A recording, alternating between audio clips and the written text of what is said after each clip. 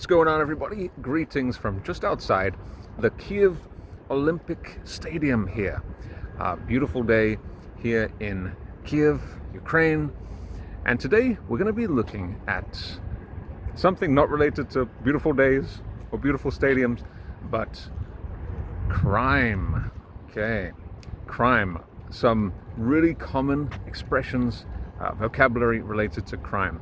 Now, the reason I'm teaching these is actually to review them, because in our Zoom session today in our private community, that was the topic, crime. We were discussing crime and different issues related to crime, and we were also looking at some of this vocabulary. So I thought it would be a good idea to review some of them. I'll see how many I can remember. Maybe we can do a part 2 another time. Now let's test my memory here.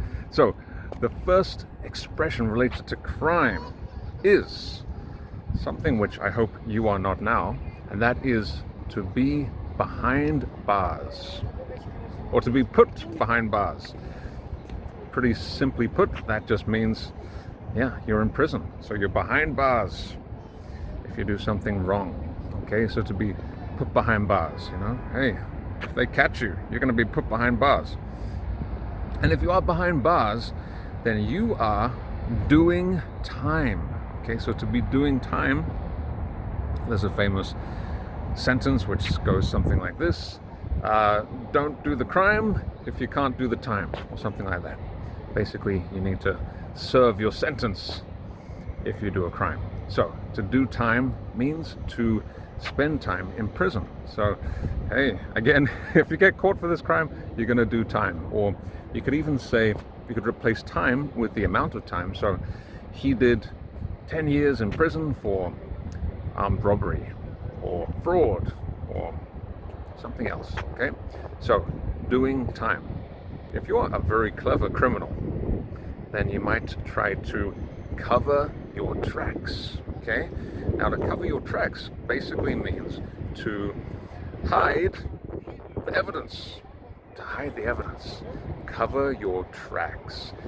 So for example, again, I'm not giving anybody any advice here, but you know the situation. Maybe wearing gloves to hide your fingerprints from the evidence. What else could you do? Maybe destroying the evidence, destroying the video evidence that you stole somebody's, I don't know, whatever you stole. All right, so cover your tracks. Imagine tracks is when you're walking somewhere, going somewhere, your tracks.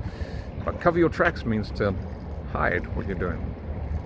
And this expression, although it's generally related to crime, it is generally for crime, but maybe you could use it in some other situations too.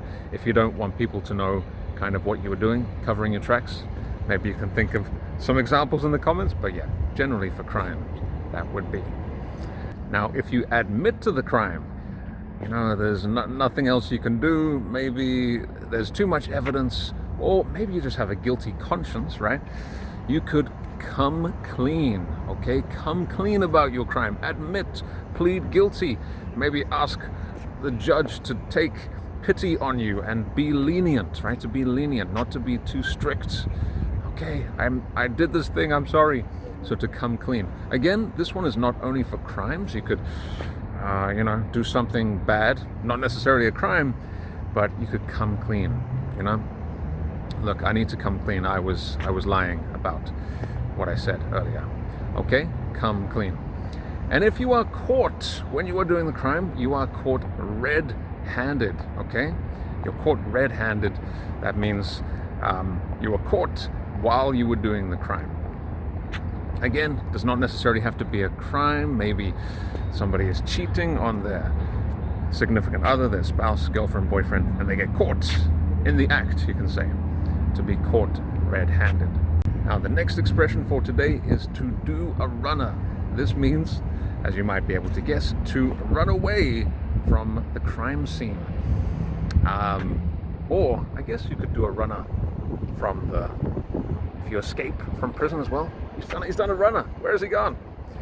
Now, you could also use this in, again, this is a crime as well, but let's say, for example, some people are at a restaurant, they order some delicious food, delicious drinks, expensive drinks, and then they just leave.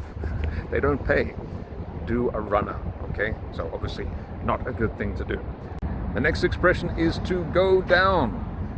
To go down for the crime. So this basically means that you will go to prison, usually for a long time. This is often used as a threat. You know, you're gonna go down. You're gonna go down. We're gonna catch you.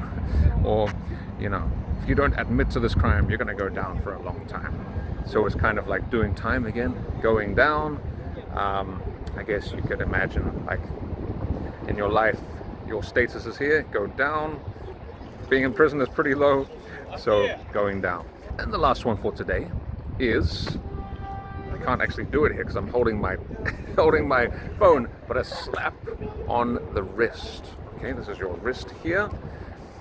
A slap on the wrist. Now this basically means that your punishment is very small. So you did the crime, but maybe you didn't need to do the time, or you got a very minimal punishment compared to the crime. So let's say, for example, you were speeding or driving, or I don't know, you stole something. We can look at different types of crimes maybe another day. But if you only got a small punishment, maybe just a fine, or just you had to do some community service, or just a short time in prison, well, maybe not in prison, but a small punishment would be a slap on the wrist.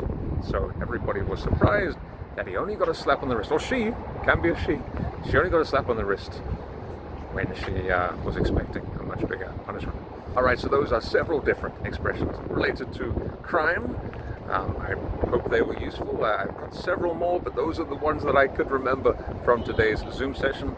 Again, if you would like to join our Zoom sessions, our community, practice your English every day with fellow awesome learners like you, get feedback from teachers like me, click on the link below to find out more, create your accounts, and join us.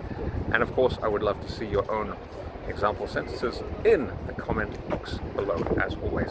Until next time, remember, don't do the crime if you can't do the time.